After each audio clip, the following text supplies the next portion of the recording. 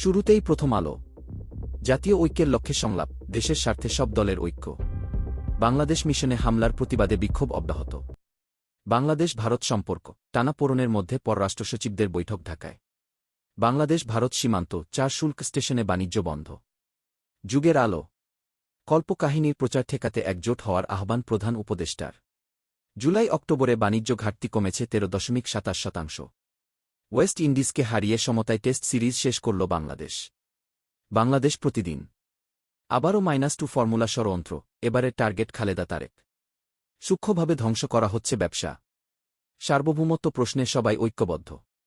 অর্থ পাচারে একটি দেশের অর্থনীতি যেভাবে ভঙ্গুর। সামরিক বাহিনীর জন্য রিফর্ম কমিশন গঠনের প্রস্তাব। ইত্তেফাক। আমাদের ঐক্যে চির ধরেনি, জাতি এখন আরও সবল। থাকছে না বিতর্কিত ধারা, মতপ্রকাশ অপরাধ নয়।